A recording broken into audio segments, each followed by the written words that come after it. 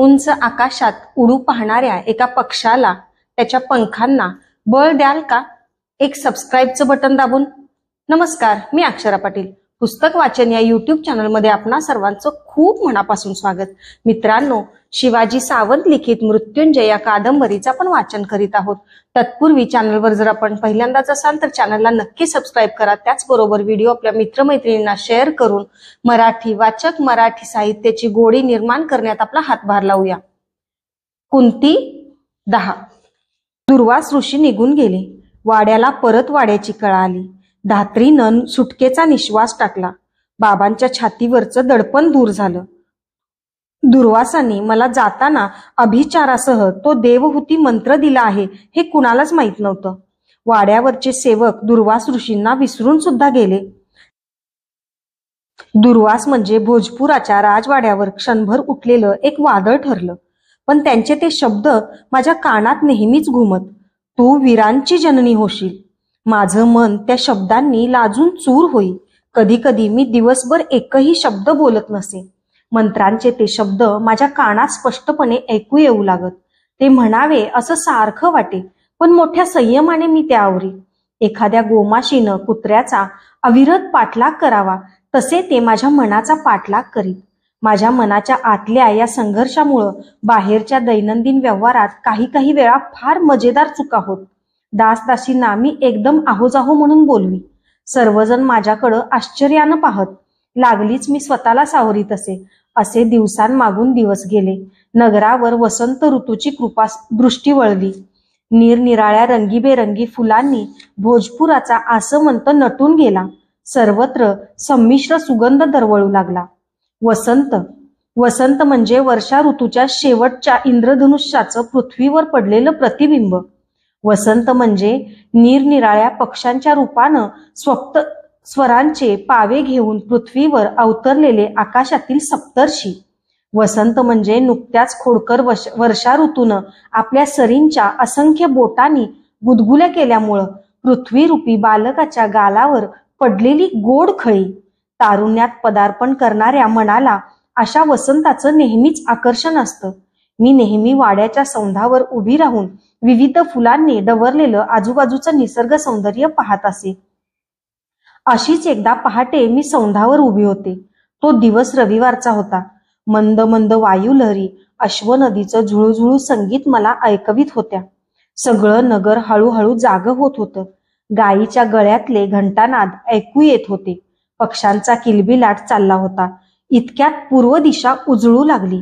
सूर्यदेव पूर्व क्षितिजावर हळूहळू वर येऊ लागले. त्यांच्या स्पर्शानं प्रत्येक वस्तूत चैतन्य भारलं जाऊ लागलं. माझ्या अंगातून एक गोड शिरशिरी चमकून गेली. आस्ते आस्ते ते तेज पूर्णाकार घेऊन पूर्वेकडे उभं राहिलं. किती तेजस्वी दिसत होतं ते. त्या तेजाचे असंख्य कण पृथ्वीचा कण अन कण उजळीत होते. माझ्या मनात एक विचित्र विचार आला. आपण ही या धरतीसारखे विशाल असतो तर या तेजाच्या सर्व कणांनी आपल्या सर्वांगालाही स्पर्श केला असता. उकळणारं पाणी वर खाली गोल फिरतं तसं मंत्रांचे शब्द माझ्या मनात गोल फिरू लागले. माझं सगळं शरीरच त्या मंत्रांच्या शब्दांनी मंत्रमय झालं आहे असं वाटू लागलं. कुतूहलाचं वासरू संयमाच्या कंठबंधाला हिसके देऊ लागलं. या मंत्रांपासून काय होणार आहे? त्या सूर्यदेवाचं मी आता चिंतन केलं तर ते इथं येतील काय? कसं शक्य आहे ते? बघूया तरी या मंत्रात काय सामर्थ्य आहे ते. दुर्वास ऋषी साधना म्हणत तिचं सामर्थ्य तरी पाहूया. मी डोळे मिटले. क्षणभर त्या तेजस्वी शक्तीचं स्मरण केलं. हात जोडून मी भराभर मंत्रोच्चार करू लागले. ओम हिरम्ययेन पात्रेन. त्या एकेका शब्दांबरोबर माझं शरीर हलकं होत होतं. मनाची जाणीव नाहीशी होत चालली. मंत्रांचे शब्द एकापेक्षा एक असे वरचढ आवाजात माझ्याकडून म्हटले जाऊ लागले. शरीराची जाणीव नष्ट होऊ लागली. मन तेही उरलं नाही. सगळ्या वस्तू दिसेनाशा झाल्या. मी कुंती आहे. मी सौंधावर उभी आहे. मी मंत्र म्हणते आहे. हे सगळे जाणीवेचे सघन बंध खडाखड निकळून पडले. मी म्हणजे केवळ एक तेजाची ज्योत झाली. त्या ज्योतीला इतर काही दिसत नव्हतं.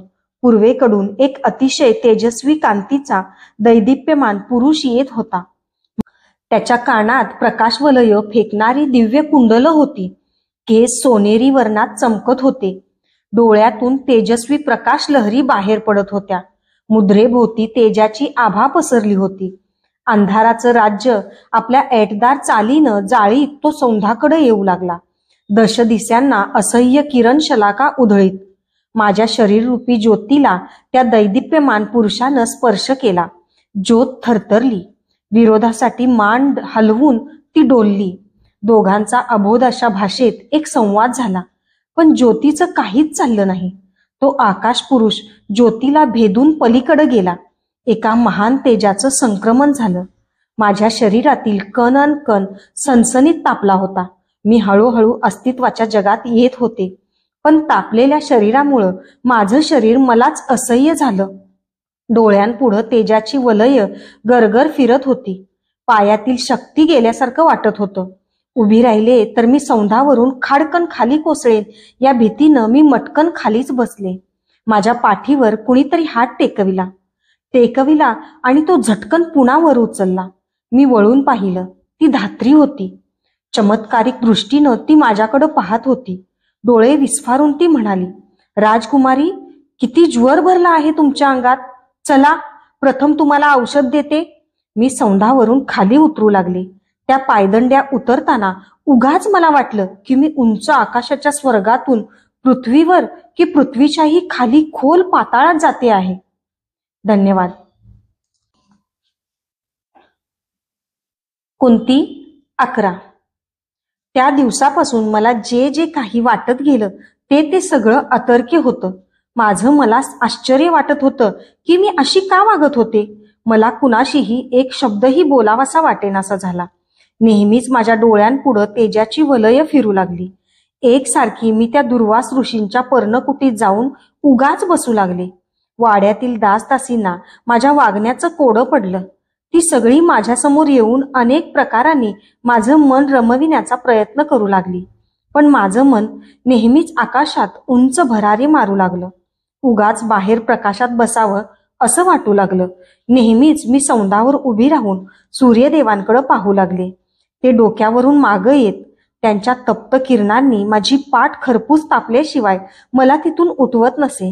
रोज 3-3 घटका हा कार्यक्रम सुरू झाला. रात्री मी माझ्या महालातून आकाशात पाही. आकाशात असंख्य तारका लुकलुकत असत. मला त्या तारकांची फुलं खुडावी असं वाटे. जे जे प्रकाशमान होतं त्या सर्वांची मला अनावर ओढ लागली. माझं अंग सोनेरी दिसू लागलं. बरेच दिवस मनाच्या या विचित्र अवस्थेत गेले. माझ्या सर्वांगात आमूलाग्र बदल घडत होता. एकदा मी अशीच कक्षातून फिरत होते. कुणीतरी दासीनं आणून दिलेलं सुवर्ण चंपकाचं फूल हुंगत होते. इतक्यात धात्री कक्षात आली. तिच्याशी काहीतरी बोलताना ते फूल माझ्या हातातून सुटून खाली पडलं. ते उचलण्यासाठी मी खाली वाकले. माझं सर्वांग जड झालं आहे असं मला वाटलं. कसं तरी ते फूल मी वर उचललं आणि परत हुंगू लागले. धात्री माझ्याकडं विचित्र दृष्टीनं पाहत होती.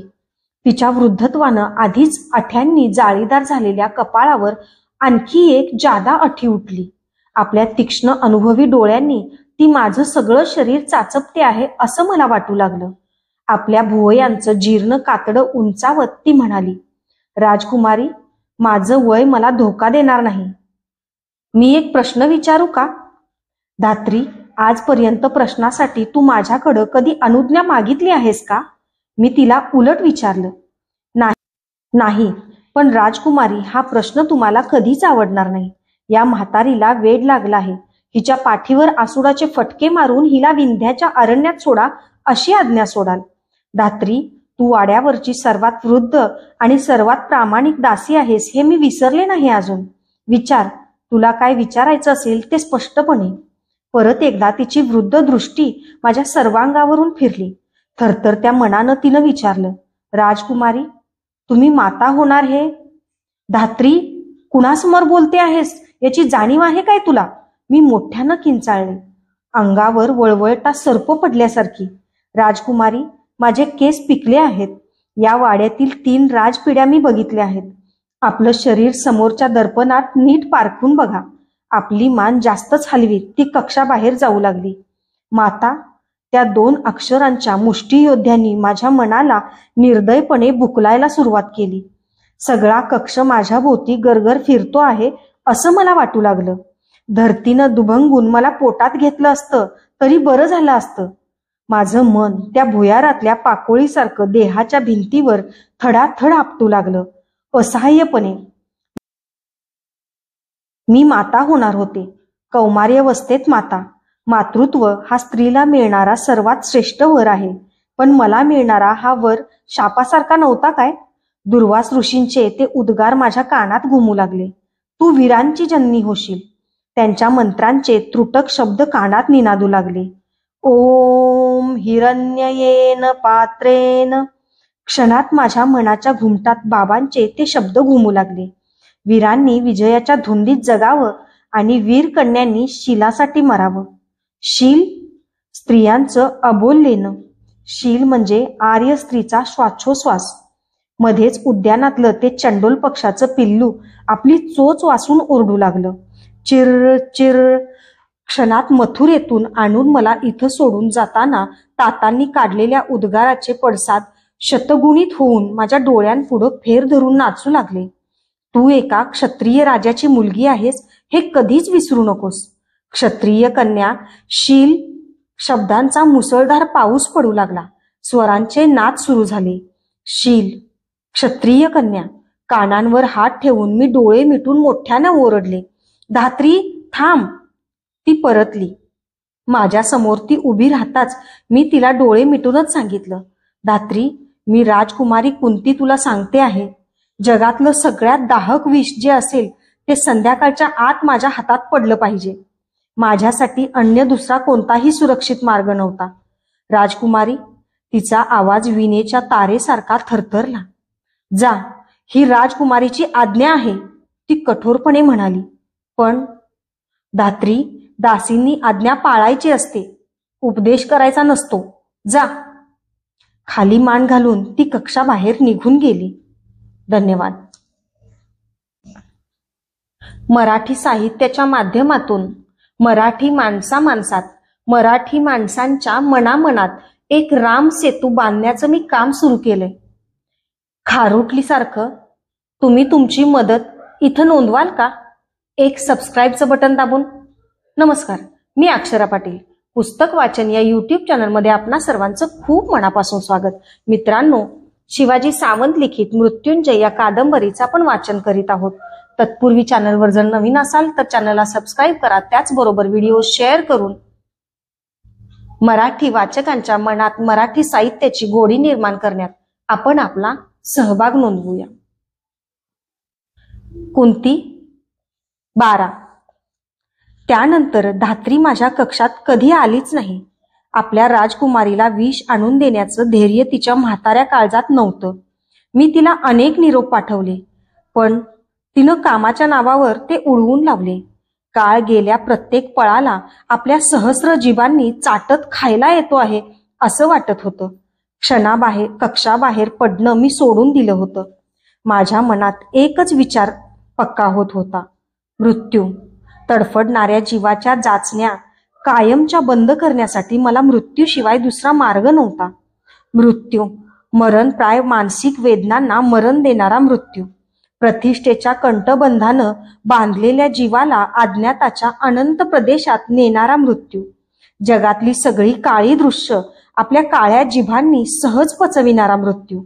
मनाच्या असल्या कोंदटलेल्या अवस्थेत मृत्यूशिवाय अन्य दुसरा कोणता आश्रय असणार? कारण राजकुमारी कुंतीला सगळेजण मान देत होते, तिचा प्रत्येक शब्द झेलत होते.